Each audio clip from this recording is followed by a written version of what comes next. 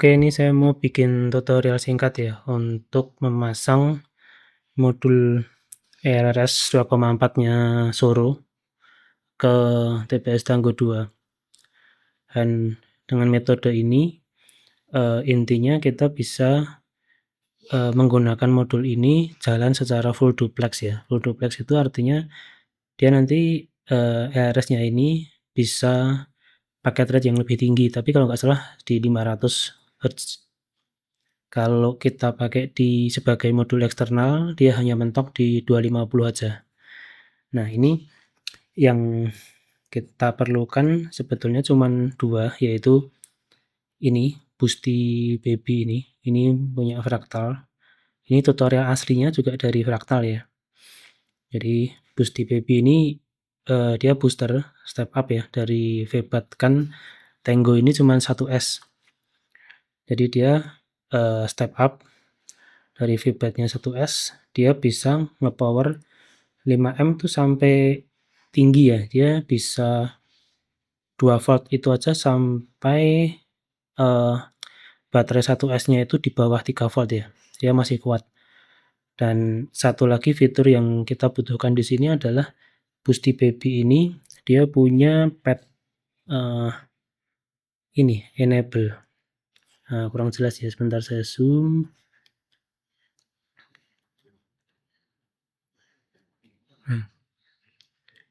Ini sudah terpasang ya. Jadi ini dia ada pad enable. Enable ini nanti kita solder ke sini. Ini ya.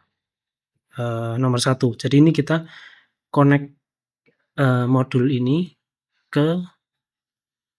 kita connect modul Soro ini langsung ke belakang konektor ini ya. Ke konektor eksternal modulnya Tango. Seperti ini. Nah, ini breakout pad-nya itu kita soldernya ke sini. Jadi yang enable ini kita solder ke pin pertama. Ini kalau nggak salah ini VPAD ya yang pertama. Nanti saya carikan layout diagramnya. Terus 2 kabel lagi di paling ujung dan nomor 2. Jadi ini kalau nggak salah ini RX, ini TX yang paling ujung sebelah kanan ya. Jadi kita solder ke 2 kabel dari sebelah kanan dan 1 kabel di sebelah kiri. Nanti dia masuk ke modulnya Soro. Jadi ground 5 volt RX TX ya. Kita wiringnya seperti biasa, RX TX tadi dari TX ke RX, RX ke TX. Nah, Boosty Baby ini tadi punya fitur enable. Ini salah satunya fungsinya adalah ini kita tetap wiring ke konektor modul eksternal. Tapi kalau kita sekedar menyalakan modul ELRS ini tadi pakai 5 volt dari sini atau pakai back, ketika kita masih menggunakan ELRS, masih menggunakan TPS, jadi kita nyalakan modul internalnya, nanti modul eksternalnya tetap nyala. Jadi ini fungsinya adalah ketika kita pakai crossfire, misalkan masih pakai ya modul internal, eksternalnya dia mati.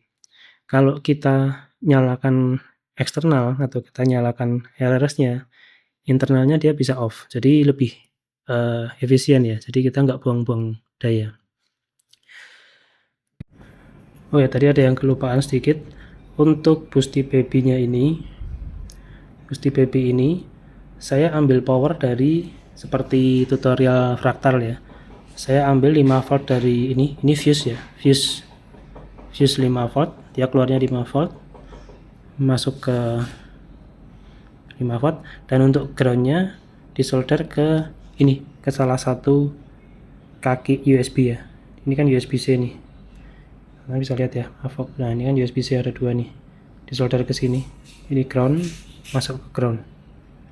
Ini plus ke fuse 5 volt.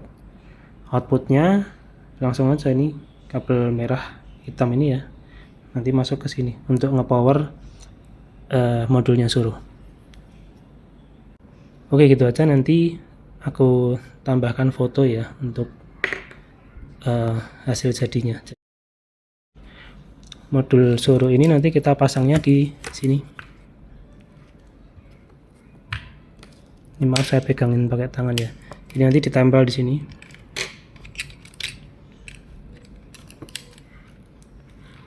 Pas di tengah-tengah ini ya. Nah, di sini. Ini RX crossfire internalnya saya tetap kasih antena. Jadi saya cuma pakai antena RX aja. Jadi biar kalau nggak sengaja nyalain crossfire internal dia nggak kebakar ya. Seperti itu. Nah, ini sementara untuk antena saya pakai antena T biasa ya, yang pendek. Tapi nanti kalau untuk long range apabila nggak mumpuni, saya ganti ke UFL to RPSMA supaya bisa pakai antena Moxon seperti biasa. Oke, jadi kalau udah selesai kita masuk ke menu ya, kita aktifkan eksternal modulnya.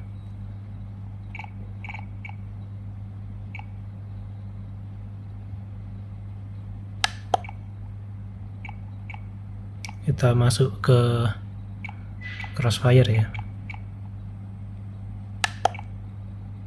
Nah, ini secara default Tango 2 ini membatasi baud rate-nya di 400 kbps saja ya. Ini yang membuat nanti kita nggak bisa pakai paket rate di atas 500 Hz.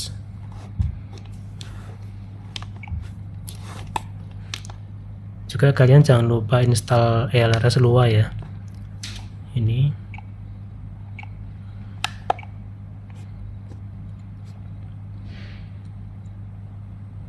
nah, ini udah terbaca kan. Ini Soro ya, karena kita pakai modulnya Soro. Oke, untuk baud rate apabila kita coba di atas 500,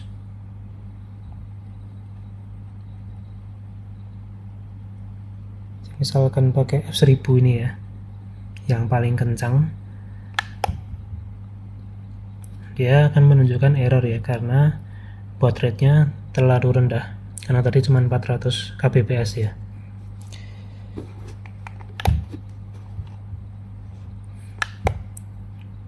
Saya untuk kepentingan kebutuhan long range, saya cuma set di 150 Hz. Nah, tambahan aja buat teman-teman yang belum tahu ya, ini di belakang 150 Hz ini ada minus 112 dBm. Ini adalah yang jadi acuan saya ketika sedang terbang long range ya. Jadi di OSD kita tampilkan RSSI dBm dan saya set alarm minimal dBm saya tuh di minus 2 ya. Ini apa? Artinya ketika kita RSSI dBm kita selama kita terbang apabila dia sampai ke 112 dBm, dia baru akan error close. Jadi selama masih lebih rendah dari 100 itu masih aman, karena di paket rate 150 Hz ini kita bisa sampai di minus 112 dBm ini.